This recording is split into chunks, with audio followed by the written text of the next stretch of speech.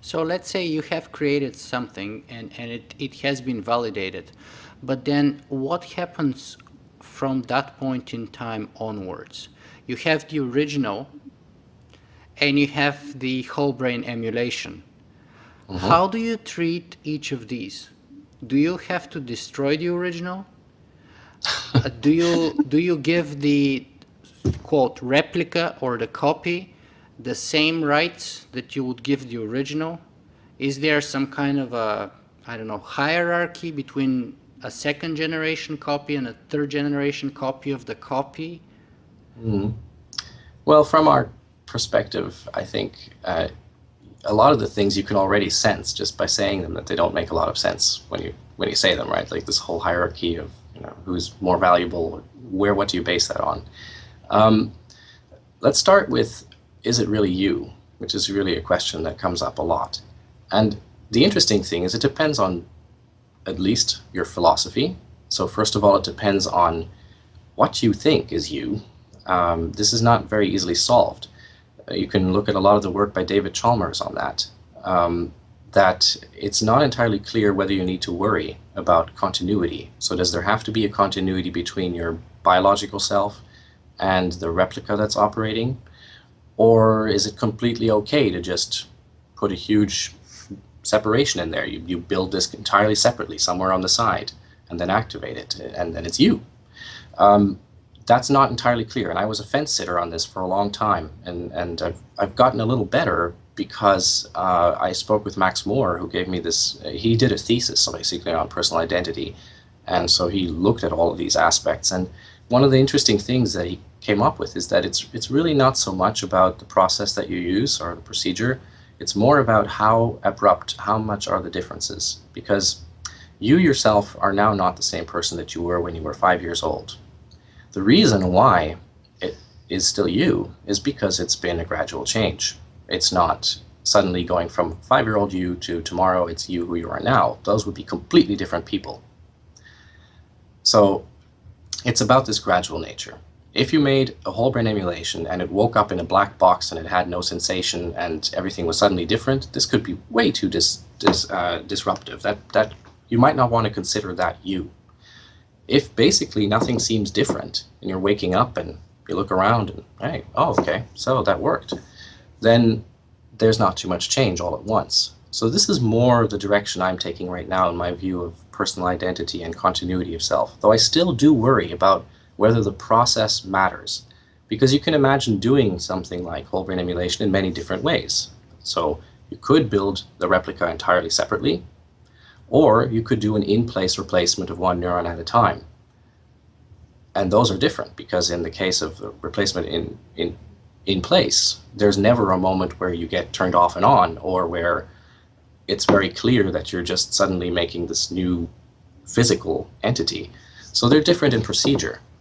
Then you asked, is it okay to turn off the biological version? Well, again, I guess the procedure matters there a little bit because you might not even have that option.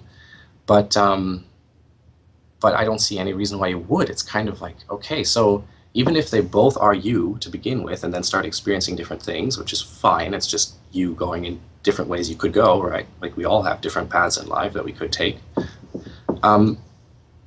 Why would one be less valuable than the other and it'd be okay to turn them off? I don't get that. It's like, it's like two people or twins. Why would you kill a twin? It doesn't make any sense. But the issue is for example, if I have a mind upload and the original is still in existence, Yeah. which one of them is my wife's husband legally and practically? Yeah. I can And see the if legal the issues. original Yeah. disappears and there's 2 or 3 or 4 uploads of me, identical copies of the copy, which one is the one? Yeah. How do Yeah. we differentiate between them? If I have kids, which one would be their father? Yeah. If I legally place my upload to be my heir, which one would be the heir? Hmm. All those sort of maybe paradoxical and crazy, but in a deep sense, ethical issues, I think Right. are very important. So that's actually the angle that I'm coming at it from, because I'm not a scientist. I don't really care too much about the technical end of things. For me, the more important questions are why rather than how, why, and then so what. So what is like the biggest Okay, question well, for we can me? get to the so what afterwards, but we should deal with some of the ethical things that you brought up first and some of the legal questions that you brought up first. So, for example, Charlie Strauss, I remember in one of my favorite books, Accelerando, raised the question, if a mind-uploaded Muslim eats a virtual bacon, is he breaking the Quran or not? I would say yes. But I that's mean, not really bacon because it's not coming from pig, you see. It's no, it's all in virtual. the definition of really. It's like so many things in any scripture. You need to decide how you're going to interpret it, and then you can base your answer on that. That's part of the problem, right? And One then of the if you things, delete a copy, is that a murder? again, it's a matter of how you look at these things, and yeah, we have to deal with that as a society. The thing that I find so interesting about so many questions related to new technology, including this kind of technology, is that very often it gets approached as if it's some really new thing that we've never faced before. We've never faced these kinds of questions before, when in reality it's just another variant of questions that we've dealt with all the time. So, for example, the matter of death and is it okay to kill someone? In the past, that really used to depend on who they were and what their position in life was. Like if you were a nobleman and a peasant offended you, maybe it was okay to kill them. And if you had a slave, that was an entirely different matter too. Sure, it was, destruction of property, but it's not the same thing. Now we've evolved from there by changing our ethics and saying, okay, that's not right. We should really treat them all as equal. Everyone has these inalienable rights, etc. And perhaps we can evolve further to look at this also when we talk about people made up of different substrates. Is it the fact that this person is running on some other hardware very much different than them having a different color of skin? Well, you should really think about that. But I don't think that these problems are unique. I don't think that they're that new in law. And all the other stuff about who is your wife's husband. Again, this is one of those things where, we can look at some similar precedents when it's about things like polygamy versus monogamy and harems and all these other situations that have existed, and just choices that you make about how you lead your own life. But then, for instance, what about her choice? What if, for instance, Exactly. for her, it's not so much about, is this the person that I like to talk to, but I like him to have that body there. Or maybe she doesn't like your body. Maybe she prefers, one of the others. I don't know. The point being, that it also involves her choice, her wants and needs, and so it's a more complicated question on one hand, but on the other hand, it's also a more familiar question because it's really about our decisions, what we think as people and as a society are the correct results. Laws, sure, they should get updated and rewritten and changed as necessary to deal with what we think is right given the new circumstances that we're in. And that happens for everything, for genetically modified foods to uploading. So I don't really see that that's any different. So let me ask you this then, just continuing along that path of scientific development. Let's say we succeed in creating a whole brain emulation. Do you think that it wouldn't be very far afterwards that we could be able to do the reverse process, which is to say to take that emulation and install it, for lack of a better word, on a clean body, for example, as the Yeah, carrier? I don't spend as much time working on that part of it just because the data acquisition part is already so hard. But I do see that it's very important, and I think that it's definitely the first thing that people will want to perfect as soon as you have some way of doing an upload to a substrate independent mind.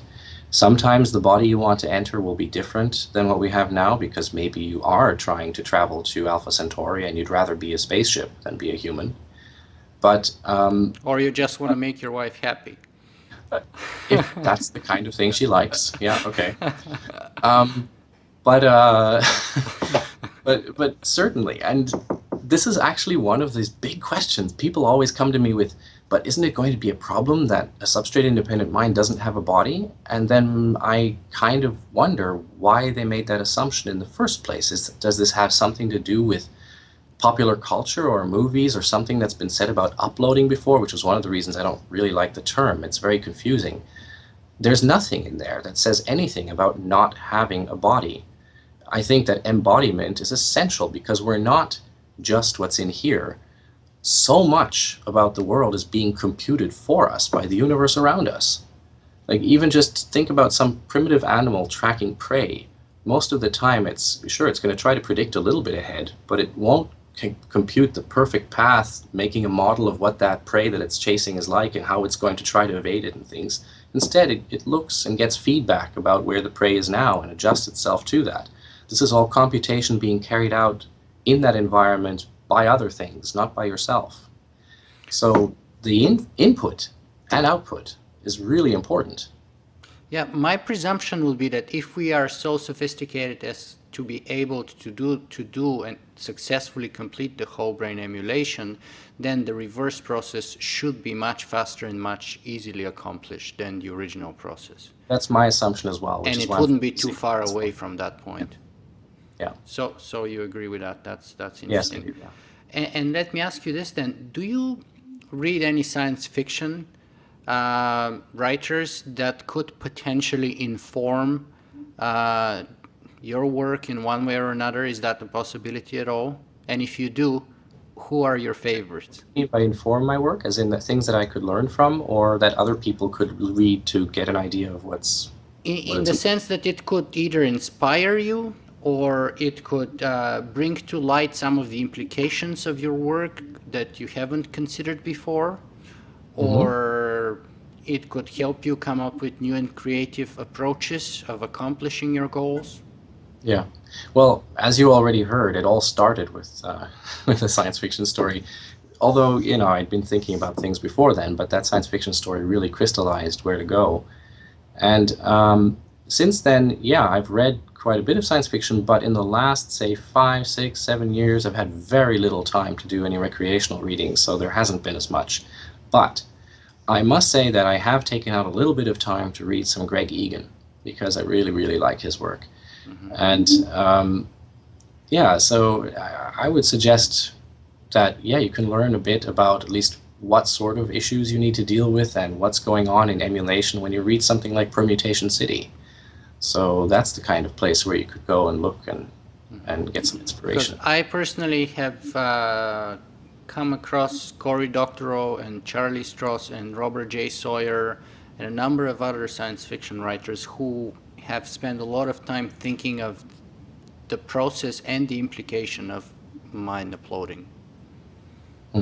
So I thought it would be interesting to see if you sort of, and they raise lots of the ethical and sort of primal questions that could potentially arise in that situation.